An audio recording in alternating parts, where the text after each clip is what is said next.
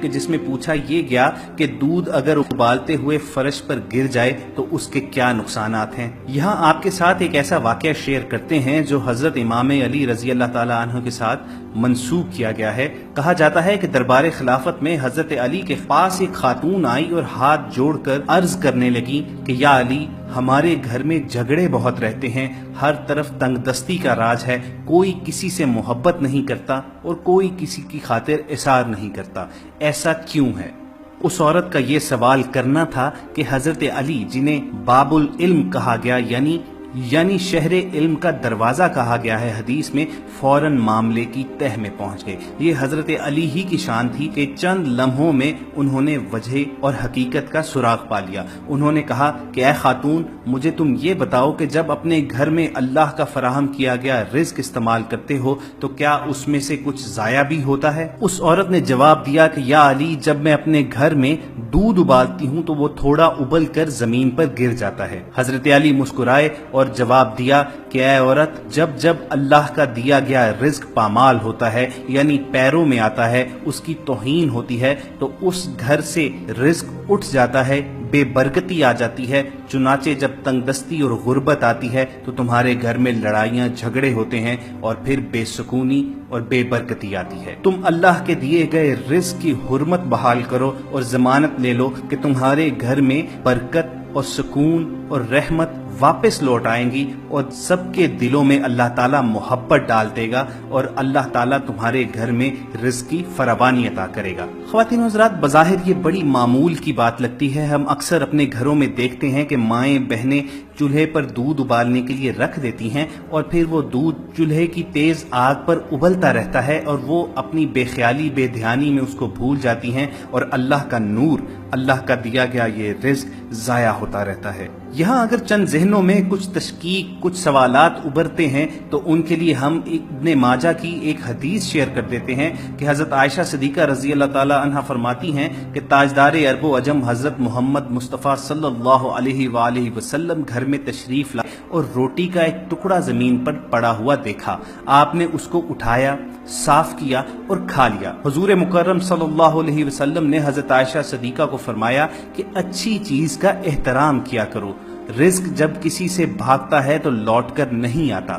مقاصد حسنہ میں بعض علماء سے نقل کیا گیا ہے کہ گیہوں اور دیگر اجناس جب پاؤں میں آتی ہیں تو وہ قحط کا سبب بنتی ہیں۔ ابن ماجہ ہی کی ایک روایت کہ حضرت عبداللہ بن عمرو رضی اللہ تعالیٰ عنہ سے روایت ہے کہ ہم 10 آدمی حضور اقدس صلی اللہ علیہ وآلہ وسلم کی خدمت میں حاضر تھے۔ آپ صلی اللہ علیہ وآلہ وسلم ہماری طرف متوجہ ہو کر ارشاد فرمانے لگے، 5 چیزیں ہیں، میں خدا کی پناہ چاہتا ہوں کہ تم ان کو پاؤ۔ جب کسی قوم میں بے حیائی کے افعال علل اعلان ہونے لگے تو وہ طاعون میں مبتلا ہوں گے اور ایسی بیماریوں میں گرفتار ہوں گے جو ان کے بڑوں کے وقت میں نہیں ہوں گی۔ جب کوئی قوم ناپنے تولنے میں کمی کرے گی تو قحط، تنگی اور ظالم حکام ان پر مبتلا کر دیے جائیں گے، اور جب کوئی قوم عہد شکنی کی مرتکب ہوگی تو اللہ تعالیٰ ان کے دشمنوں کو غالب کر دے گا اور ان سے ان کے اموال چھین لیے جائیں گے۔ خواتین و حضرات، آج یہ تمام باتیں ہمیں اپنے ارد گرد سچ ہوتی نظر آتی ہیں۔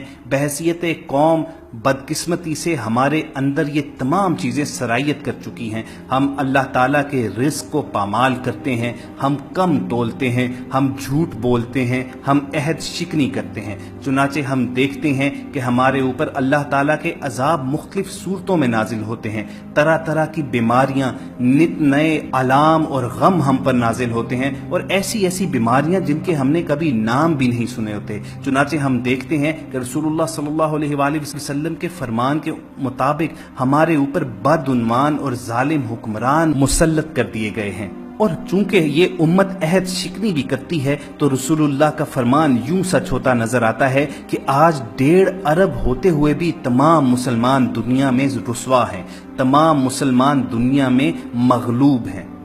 اور دوسری قومیں ہم پر غلبہ پائے ہوئے ہیں۔ خواتین و حضرات، مشکوات میں ایک حدیث نقل کی گئی ہے کہ رسول اللہ صلی اللہ علیہ وآلہ وسلم نے فرمایا کہ جو شخص مسلمانوں پر ان کے کھانے کو 40 دن تک روکے رکھے، یعنی باوجود سخت ضرورت کے فروخت نہ کرے اور ذخیرہ اندوزی کر لے، تو حق تعالیٰ اس کو کوڑ کے مرض اور افلاس میں مبتلا کر دیتا ہے۔ اسی طرح ایک اور حدیث میں ارشاد ہے کہ جس گھر میں شراب، دف، تنبورہ اور تصویر ہوں گے تو گھر والوں کی دعا قبول نہیں ہوگی اور رحمت کے فرشتے اس گھر میں نہیں آتے اور اللہ تعالیٰ اس گھر سے برکت اٹھا لیتا ہے۔ دوستو یہ تمام چیزیں 1400 برس پہلے ہی ہمارے آقا حضرت محمد صلی اللہ علیہ وآلہ وسلم اور ان کے صحابہ نے ہم تک پہنچا دی تھیں، مگر ہم بلائے بیٹھے ہیں، چنانچہ دنیا میں ذلیل و رسوا ہیں۔ ایک واقعہ آپ کی خدمت میں پیش کریں کہ ایک عالم کو روزی کی تنگی پیش آئی تو انہوں نے ایک دوست کو خواب میں دیکھا اور اپنے حال کی شکایت کی۔ دوست نے کہا کہ ایسا معلوم ہوتا ہے کہ تم نے قرآن مجید کی کوئی سورت یا کوئی آیت یاد کی تھی اور پھر اسے بھلا دیا۔ عالم نے کہا کہ سچ ہے، میں واقعی قرآن کریم کی ایک سورت یاد کر کے بھلا چکا ہوں۔ دوست اس پر غصہ ہوا اور کہا پھر اسے یاد کرو۔